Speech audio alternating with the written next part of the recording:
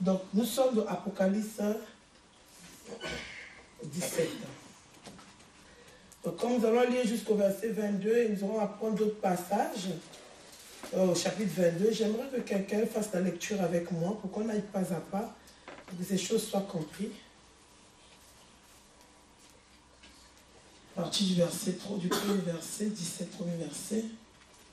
L'un des 7 anges qui tenaient les 7 coupes vint me parler. Viens ici, me dit-il. Je te montrerai le jugement de la grande prostituée qui est assise sur les grandes eaux. C'est bon? Oui, je peux continuer. Les rois de la terre seront livrés à la débauche avec elle, et les habitants de la terre se sont enivrés du vin de sa prostitution. Il me transporta alors en esprit dans un désert. Je vis une femme assise sur une bête au pelage écarlate. Cette bête était couverte de titres insultants pour Dieu. Elle avait 7 têtes et 10 cornes. La femme était vêtue d'habits de pourpre et d'écarlate et parée de bijoux d'or, de pierres précieuses et de perles. Elle tenait à la main une coupe d'or pleine de choses abominables et d'obscénités dues à sa prostitution. Sur son front, elle portait gravé un nom mystérieux signifiant la grande Babylone, la mère des prostituées et des abominations de la terre. Je vis qu'elle était ivre du sang des membres du peuple saint et des témoins de Jésus. À sa vue, je fus profondément bouleversée. L'ange me demanda, « Pourquoi t'étonnes-tu ainsi? Je vais te dévoiler le mystère de la femme et de la bête qui la porte. Cette bête aux 7 têtes et aux 10 cornes. La bête que tu as vue était, elle n'est plus. Elle va monter de l'abîme pour aller à la perdition. Les habitants de la terre dont le nom n'est pas écrit dans le livre de vie, depuis la fondation du monde, s'émerveilleront en voyant la bête, car elle n'est plus et elle viendra. C'est ici qu'il faut une intelligence éclairée par la sagesse. Les 7 têtes sont 7 montagnes sur lesquelles siège la femme. » Amen. On va s'arrêter d'abord. La Bible nous parle de la femme, la grande prostituée, qui est assise sur les grandes eaux. Et comment cette prostituée est vêtue. On parle de la coupe en or qu'elle tient entre les mains, du vêtement rouge de pourpre écarlate, toutes ces choses. Et comment elle séduit les rois de la terre. Et nous savons que la grande prostituée dont on parle là, c'est tout simplement l'antéchrist. L'antéchrist qui a eu à agir dans la domination de la papauté. Mais en vérité, on parle d'une femme. Et cette femme-là, plus loin, non, je vais expliquer, on parle d'une reine. Et cette reine-là, il s'agit tout simplement de l'esprit des eaux. Et c'est pour ça qu'on peut voir, dans cette papauté, il dit bien qu'elle s'est enivrée avec les rois de la terre. Je vais vous expliquer qui sont les rois de la terre. Elles sont enivrées avec les rois de la terre pour les livrer à toute forme d'impudicité. Maintenant, l'ange dit un mystère. Et ce mystère-là, il dit que celui qui a de la sagesse comprenne. Donc, si tu peux continuer, s'il te plaît, ou quelqu'un d'autre, à partir de verset 8. 7 d'abord. L'ange me demanda, « Pourquoi t'étonnes-tu ainsi? Je vais te dévoiler le mystère de la femme et de la bête qui la porte. Cette bête aux 7 têtes et aux 10 cornes. » On dit cette bête aux 7 têtes et aux 10 cornes. Ça s'arrête là. La bête aux 7 têtes et aux 10 cornes, c'est Apocalypse 13. Apocalypse 13 nous présente 2 bêtes. Une bête qui a 7 têtes et 10 cornes, elle monta de la mer, l'abîme des eaux. Apocalypse 17 nous parle de la même bête qui est sortie de la mer, mais on dit qu'il y a une femme qui s'est reposée sur une de ses têtes. Vous comprenez? Maintenant, c'est quoi le mystère? La femme qui s'est reposée une de ses têtes, je vais expliquer quand je vais évoquer les unions européennes, les organisations des Nations Unies. La femme qui s'est reposée dans une de ces têtes-là, donc j'ai dit que c'était l'esprit des eaux. L'esprit des eaux, elle a utilisé un roi de la terre d'une nation, qui est tout simplement Rome. Vous allez mieux comprendre quand je vais évoquer tout ce qui est Organisation Unie, tout ce qui est Union Européenne. Donc, cette femme, qui était dans une de ces têtes, qui représente une nation, parce qu'une tête équivaut à un continent. Et dans un continent, nous savons qu'il y a des nations. Et dans ce continent-là, il y a une nation qui s'est élevée et qui a agi par la puissance de cette femme, par la puissance de cette reine, la reine des eaux. Et la nation dont il parlait, c'était le Vatican, la papauté, le catholicisme romain, qui a livré le reste des rois, de tous les rois de la terre. Donc de tous les rois, quand on parle des rois de la terre, on parle des présidents de chaque pays. Il y a 7 continents, et donc dans chaque continent, il y a des pays. Et dans chaque pays, on représente un roi. Et cette femme qui a élevé Rome comme une ville sainte aux yeux des nations, cette femme-là a eu à séduire beaucoup de rois de la terre des autres continents. Est-ce que vous voyez? Amen. Et vous savez que, bien aimé, qu'aujourd'hui, la nation, je peux dire le catholicisme est plus avancé que l'islam. Le catholicisme est plus répandu sur la terre que l'islam. Donc la Bible nous dit clairement qu'elle a eu à séduire beaucoup des rois, donc les dirigeants des gouvernements. Donc c'est la papauté romaine. Mais là, il dit un mystère, je vais le lire sur Dominique. Il dit un mystère. La bête que tu as vue, verset 7, je reprends verset 7.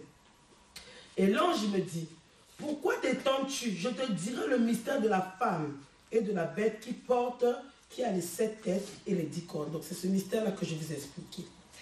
Et après il dit, la bête que tu as vue était et elle n'est plus. Je m'arrête là. Il dit, la bête que tu as vue, elle était et elle n'est plus. Quand je vais avancer dans le message, j'allais comprendre, mais je fleure quand même pour vous expliquer. La bête que Jean a vue, qui est sortie, qui est représentée dans Apocalypse 7, il dit que cette bête-là était, elle n'est plus. Mais plus loin, il dit que même les habitants de la terre, il dit, elle doit monter de l'abîme. Donc cela atteste bien que quand on parle de l'abîme se trouve dans les eaux. L'abîme se trouve dans les eaux. Il dit, elle est montée de l'abîme et allée à la perdition. Donc aller à la perdition. Notez bien abîme et perdition. Et les habitants de la terre, ceux dont le nom n'a pas été écrit dès la fondation du monde dans le livre de vie, s'étonneront en voyant la bête, parce qu'elle était et qu'elle n'est plus, et qu'elle reparaîtra. Donc notez abîme, perdition, reparaîtra. Donc il dit que cette bête est sortie de l'abîme. Numéro 1. Numéro 2, nous avons dit quoi? Elle est sortie de l'abîme et elle s'en va à la perdition. Et on dit que les habitants de la terre s'étonnent que cette bête est revenue. Là, on parle maintenant, dans Apocalypse 13, souvenez-vous, on parle du dernier antéchrist qui va arriver, qui va s'asseoir, s'élever comme Dieu. Mais l'habitant de la terre s'étonne que cette bête était. Pourquoi? Parce que les œuvres de cette bête, ils se souviennent que les œuvres que cet antéchrist va manifester à la fin des temps, ils avaient déjà vu cela. Ils avaient vu cela comment? Dans le mouvement nazi. C'est pour ça que quand l'Éternel Dieu m'a donné le message de la tribulation, il m'a montré 45. Il m'a montré 14. Il dit que les habitants de la terre s'étonnent que cette bête n'y était plus. Mais elle reparaîtra. Donc, cela sera similaire au mouvement nazi.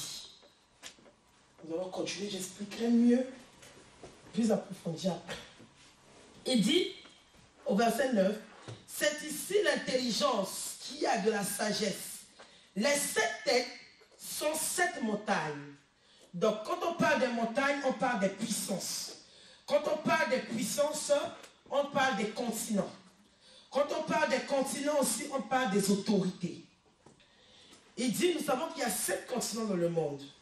Il dit, sur cette montagne, sur lesquelles la femme est assise. Donc nous voyons très bien que la femme, donc la papauté romaine, est assise sur une tête. mais elle est assise sur une tête. Donc on voit ce que j'ai eu à dire bien avant, que cette papauté, cette femme-là, qui est tout simplement l'esprit des eaux, assise sur une tête. Et nous savons qu'une tête représente un continent, donc on peut dire l'Europe. Et sur l'Europe, elle a sorti, elle a éclore une ville dont elle a travaillé dans toutes les 7 têtes. Donc la papauté était une forme aussi d'antéchrist. Mais ce n'était pas le dernier antéchrist. Donc il dit bien que la femme est assise sur une tête, la prostituée, donc la papauté. Et dans la papauté, sur cette tête-là, on parle d'un pays. Et souvenez-vous que Apocalypse 13, je l'expliquerai dans l'Union européenne, Apocalypse 13, qui nous parle aussi de la même tête, on dit qu'une tête a été blessée. Quand on parle d'une tête a été blessée, ça veut dire qu'un continent, une tête qui représente un continent a été touchée. Pourquoi? Parce que le Royaume-Uni s'est détaché, qui forme l'Union européenne s'est détaché. Et là on nous dit que la prostituée, donc cet esprit des eaux, la reine des eaux, qui était assise sur une tête, donc sur un continent, donc on nous précise qu'elle était assise sur un continent. Mais sur un continent, elle va s'asseoir sur... C'est pas qu'elle est assise d'abord sur un seul continent. Elle est assise d'abord sur un seul pays, qui est Rome. Et de ce pays, elle fera quoi? La séduction des autres continents. Sur toutes les 7 têtes. Et c'était depuis là, le mouvement de la papauté, jusqu'à l'intronisation de l'antéchrist. Aujourd'hui, nous savons que l'islam est en dessous du catholicisme par rapport à la population. Et ce qui est élevé dans le catholicisme, c'est la papauté. On le regarde comme Dieu. On les regarde comme Dieu. Et donc, ils ont élevé une... Dans cette tête qu'ils sont assis, ils sont assis sur une tête. Donc, l'Europe, d'où on trouve l'Italie. On trouve Rome. Et dans ce continent-là, ils ont élevé une ville comme une ville sainte. Ils ont présenté Rome, le Vatican, comme une ville sainte. Écoutez, Église. De la même manière que le diable va être établi dans Jérusalem pour s'accaparer du trône de Dieu, c'est de la même manière que la papauté romaine s'est fait sa propre ville et s'est accaparée du trône de Dieu. Parce que c'était un antéchrist, mais ce n'est pas le dernier. Donc il s'est fait sa propre ville comme une ville sainte, le Vatican, et a commencé à séduire toutes les 7 têtes, qui sont tout simplement les continents de ce monde. Donc nous allons avancer. Et il dit, à partir du verset 9, c'est ici l'intelligence qui a de la sagesse. Donc les 7 têtes sont les 7 montagnes sur lesquelles la femme est assise. J'ai expliqué ça. Ce sont aussi 7 rois. 7 rois, je m'arrête là. Si quelqu'un peut me prendre Daniel 10, à partir du verset 13. Je lis au nom de Jésus.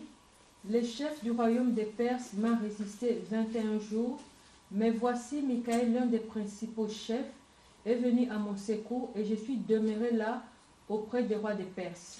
Après, tu lis, s'il te plaît, le verset 20. Il me dit, sais-tu pourquoi je suis venu vers toi? Maintenant, je me retourne pour combattre les chefs de la Perse. Et quand je partirai, voici le chef des Javans viendra. Amen. Donc, il dit, le chef du royaume de Perse m'a résisté 21 jours.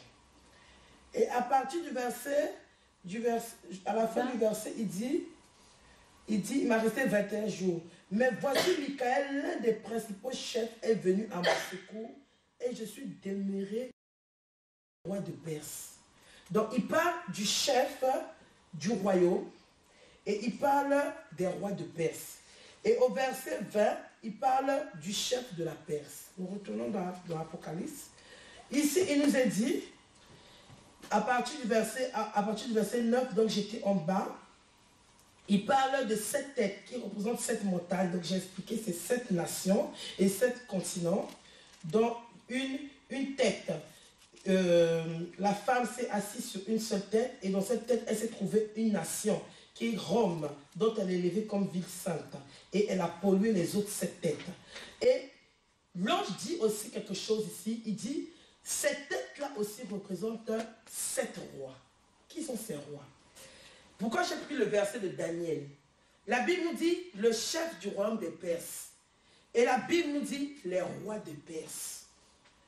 Dans 7 continents, écoutez-moi église, dans 7 continents,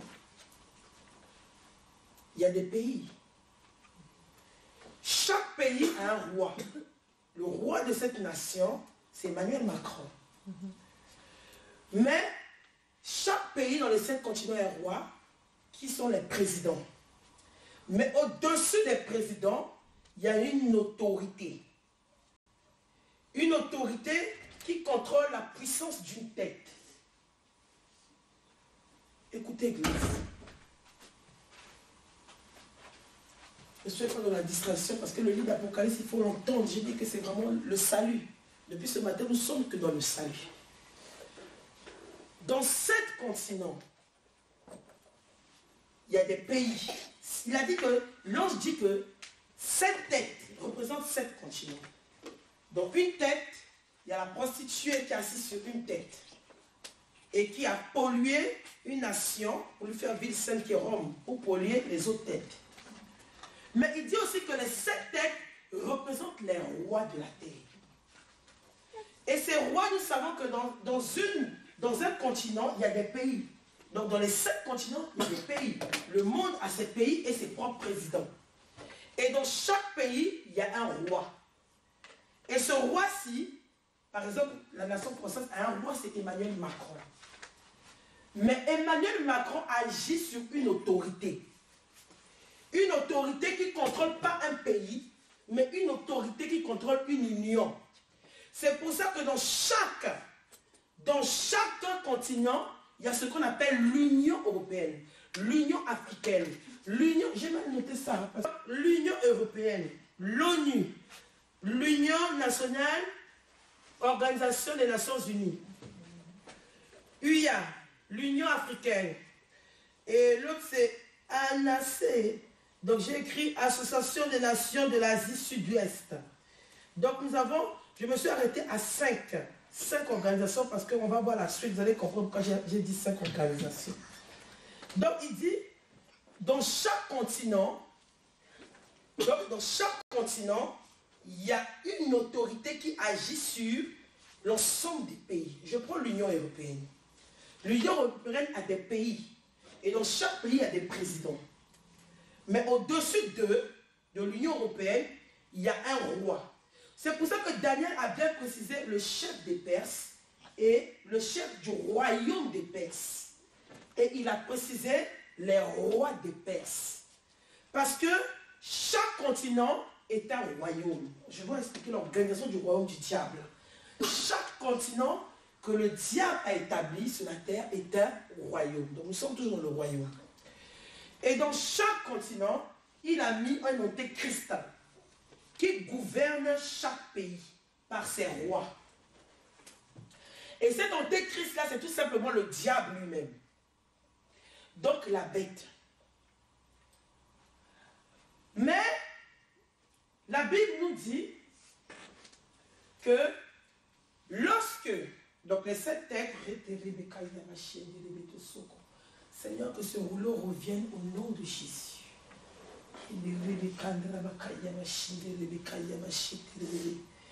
Merci Seigneur. Donc je disais qu'il y a 7 continents, les rois de la terre. Donc j'ai bien expliqué le chef de Perse, le chef du royaume de Perse, et j'ai expliqué les rois des Perses. Donc il y a un chef. Donc quand on parle même de l'assemblée générale, l'assemblée générale qu'on a eu à évoquer tout à l'heure, les États se réunissent de la manière qu'ils s'organisent.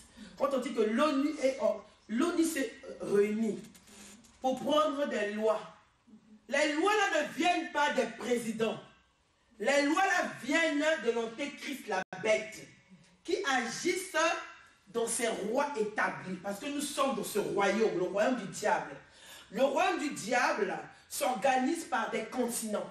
Et dans chaque continent, il a mis des rois. Il a mis des rois qu'il a établis. Et au-dessus de ces rois, de ces continents-là, il y a un autre roi. Donc la bête. Maintenant, Apocalypse, vous allez comprendre ça par Apocalypse 13. Apocalypse 13 nous dit, la bête aux 7 têtes d'icône qui sort de la mer.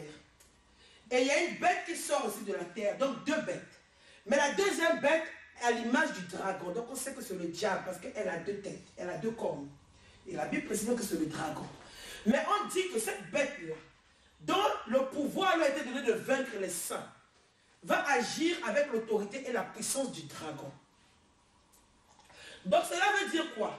Cette bête incarnée au dernier antéchrist va agir selon son chef qui est le dragon. C'est la même chose qui se fait déjà dans les royaumes. Les divers royaumes établis de ce monde. Et les divers royaumes établis de ce monde, ça veut dire que les rois qui sont élevés, les grands de la terre, qui sont élevés en dignité, ils agissent par la puissance du diable. Pareillement aussi que l'antéchrist qui viendra s'établir dans le faux prophète. La Bible dit clairement quand vous méditez, Apocalypse 13, que toute son autorité, le diable va l'élever en façon que, de manière que les habitants de la terre vont l'adorer. Il nous donnera toute la gloire, l'autorité et la puissance. Et en quelque sorte même, on ne pourra pas vendre ni acheter à cause de sa marque. Elle aura une telle puissance que même sa marque sera mondiale. Et cette puissance-là viendra de l'autorité du dragon. Parce que c'est lui qui élève ses rois en dignité. Et il le fait déjà avec les continents actuels. Parce que c'est un royaume. Le monde-ci est un royaume. Donc si tu veux être élevé dans ce royaume-là, tu te lèves comme ça, là tu ne peux pas. À moins que Christ te positionne. Ou à moins que tu rentres dans le système. C'est tout un système. Donc, nous continuons au verset 10. Ce sont aussi 7 rois, 5 sont tombés. Un existe, l'autre n'est pas encore venu, et quand il sera venu, il doit rester un peu de temps. Je m'arrête là. Il dit 5 sont tombés. Un existe. Donc celui qui existe actuellement, c'est la papauté, qui est Dieu, qui est regardé comme Dieu, dans sa ville sainte et Rome. Et les habitants de la terre se livrent dans sa luxure et dans son impudicité. Quand nous parlons de la luxure, nous parlons des marchands de la terre, on va voir ça tout à l'heure. Donc, ce qui existe ici, même pour introniser les rois, on passe par la papauté. Vous êtes d'accord avec moi? On a vu que les rois, c'est les présidents. Donc, c'est la papauté qui intronise les rois. Et nous disons bien que ce qui est dit que les 5, donc les 5 sont tombés, il existe une. Les 5 rois sont tombés. Donc j'ai bien dit, dans chaque continent, il y a un roi. Il y a des rois. Il dit que les 5 rois sont tombés. Il existe une. Et celle qui va revenir viendra, mais elle ne restera pas. C'est écrit ici. L'autre n'est pas encore venu, et quand il sera venu, il doit rester un peu de temps. L'autre, c'est qui? C'est le dernier antéchrist. L'autre roi qui viendra, c'est le dernier antéchrist. Celui que nous allons voir. Donc, nous continuons. Il dit, la bête qui était et qui n'est plus, elle est elle-même un 8e roi. Et elle est du nombre de 7. Et elle va à la perdition. Donc, je le répète. Et la bête qui était et qui n'est plus est elle-même un 8e roi. Et elle est du nombre des 7. Et elle va à la perdition. Donc, il y a la bête qui est le tronc. Sur sa tête, elle a 7 têtes. Le gouvernement mondial, donc les 7 continents. Et sur les 7 continents, elle a 10 cornes. Les 10 cornes, on verra, le mystère des 10 cornes, on verra après. Donc, je m'arrête aux têtes. Il dit que, donc là, nous voyons que, il y a combien de bêtes, combien de rois ici? On nous a parlé de 5. C'est ça, non? Ce sont aussi 7 rois. Pardon, on a parlé de 7 rois.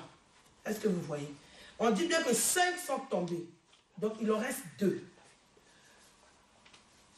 Donc, les 5 rois dont il s'agit là, c'est tous les antéchrists qui se sont manifestés depuis le commencement. Les 5 sont tombés. le dernier antéchrist, c'est la papauté. Mais il dit qu'il y en a un autre qui viendra, mais qui restera un peu de temps. Mais ce septième-là n'est pas encore venu. Après, il présente la bête comme le 8e roi. Mais il dit que ce 8e roi-là, il dit bien que le 8e roi, elle est du nombre de 7, et elle va à la perdition. Il dit bien qu'il y a 7, mais il parle d'un 8e qui est lui-même la bête. Nous savons que la bête porte 7 continents. Mais lui-même, il est compté comme 8e. Parce que tout simplement, lui, il va s'incarner dans le 7e roi. Je ne sais pas si vous suivez. Cette bête-là, qui est le 8e, on a bien séparé les 7 rois. Nous savons qu'on a dit 5 est tombé. Je vais expliquer maintenant qui les a fait tomber. Il reste 2. Une existe, c'est la papauté. L'autre est sur le point de venir, c'est l'antéchrist qui va se manifester par le monde arabe. Mais il compte aussi le 8e roi. Le 8e roi, il dit que c'est la bête lui-même. Parce que ce 8e-là viendra s'incarner dans la 7e. Amen. Est-ce que vous voyez? Voilà. Donc c'est pour ça qu'on dit que le dernier antéchrist sera plus puissant que les autres.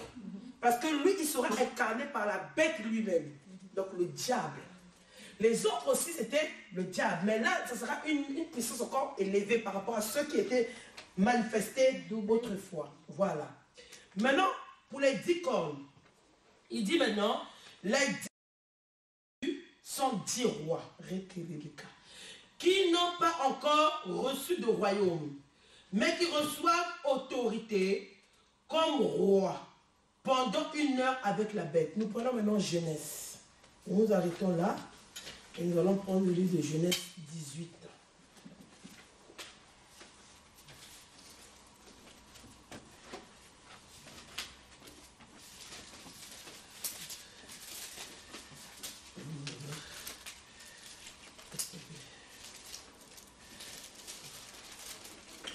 Genèse 16, à partir du verset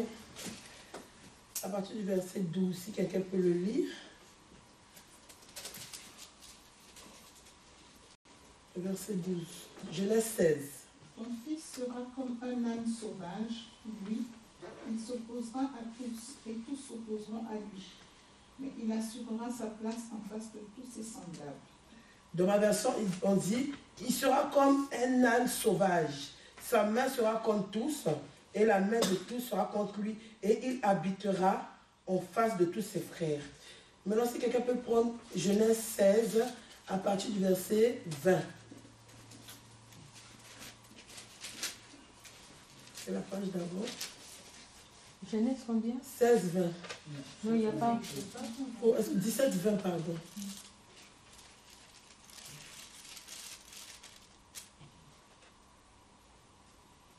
À l'égard d'Ismaël, je t'ai exaucé. Voici, je le bénirai. Je le rendrai fécond et je le multiplierai. À l'infini, il engendrera 12 princes. Amen. Dieu vous bénisse. Amen. Donc, il dit, on repart à Apocalypse 17, 12. Les 10 cornes que tu as vues sont 10 rois qui n'ont pas encore reçu de royaume, mais qui reçoivent autorité comme roi pendant 1 heure avec la bête. Je vais m'arrêter là. Les 10 cornes, ce sont 10 rois qui n'ont pas encore reçu de royaume. Nous rentrons dans le Maghreb maintenant.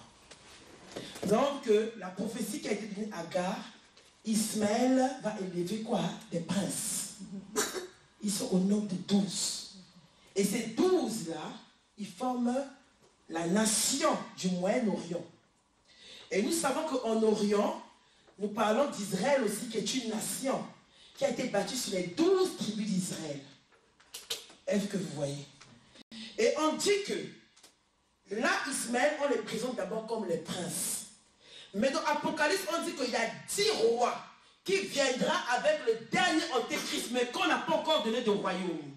Mais on va les donner de royaume parce qu'ils vont régner avec l'antéchrist. Est-ce que vous voyez? On parle de la nation du Moyen-Orient, du Maghreb, que ce soit plus clair, Église.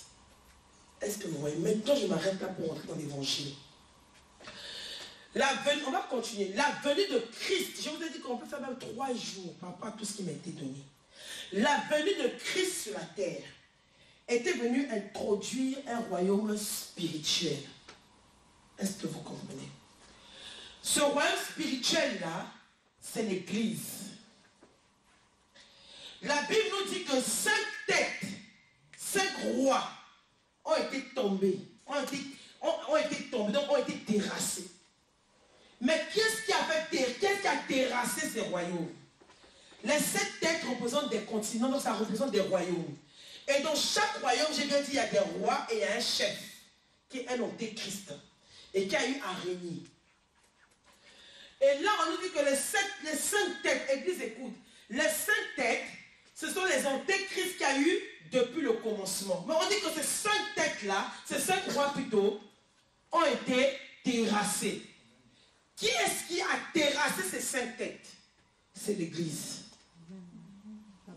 C'est l'Église. Il n'y a pas eu que l'Église. Il y a eu aussi des prophètes comme Daniel. Il y a eu des prophètes comme David. Depuis le commencement, tous les antéchrists qui se sont manifestés sont tombés. Les 5 là. Parce que ce qui s'est passé à Éden, c'est quoi? J'ai dit là, je rentre dans les évangiles pour que ça soit bien clair. Ce qui s'est passé à Éden, c'est quoi? Nous allons prendre Genèse 2. Nous sommes toujours dans Apocalypse 17. Nous allons prendre Genèse 2.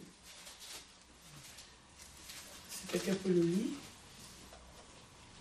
À partir du verset 8. L'Éternel Dieu planta un jardin vers l'Orient, l'Éden, le pays des délices, qui lui plaça l'homme qu'il avait façonné.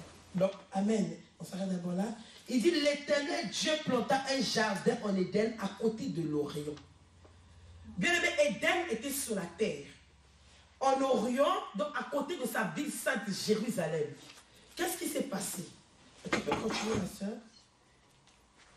L'Éternel Dieu fit pousser du sol toutes sortes d'arbres portant des fruits, d'aspect agréable et délicieux, et il mit l'arbre de la vie au milieu du jardin. Il y plaça aussi l'arbre de la détermination du bien et du mal. Du pays d'Éden sortait un fleuve qui arrosait le jardin. De là, il se divisait en 4 bras. Le nom du premier est Pison. Il contourne tout le pays de Havila où se trouve de l'or, un or d'excellente qualité. On trouve aussi dans cette contrée de l'ambre parfumé et la pierre précieuse appelée onyx. Le deuxième fleuve s'appelle Guilon. Il parcourt tout le pays de Couche. Le troisième fleuve s'appelle le Tigre. C'est celui qui coule à l'orient de la Syrie. Et le quatrième fleuve, c'est l'Euphrate. L'Éternel Dieu prit l'homme et l'établit dans le jardin d'Éden pour le cultiver et le garder. Amen. On va s'arrêter là. Donc, Éden était sur la terre, en Orient, à côté de la Jérusalem. Bien aimé, quand le Seigneur m'a ramené au ciel, j'étais étonné de mettre mes pieds, j'étais étonné de voir une terre au ciel. Au début, je ne comprenais pas ces choses. Quand j'ai visité cela, mes pieds étaient dans Éden. Je courais dans les arbres. Vous allez comprendre pourquoi je vous dis ces choses. Oui, je courais dans les arbres. J'étais dans Éden où était Adam. Mais avant la chute d'Adam, cet Éden qui est céleste, qui va descendre dans le royaume bientôt, elle était d'abord établie ici, le royaume de l'homme, que Dieu avait donné à l'homme. Et elle n'était pas loin de la ville sainte de Jérusalem en Orient. Quand tu vas sur Internet, tu tapes le fleuve d'Euphrate, ça existe. Les fleuves que nous avons listés là, ça existe. Et dans Éden, là, il y avait l'arbre de vie.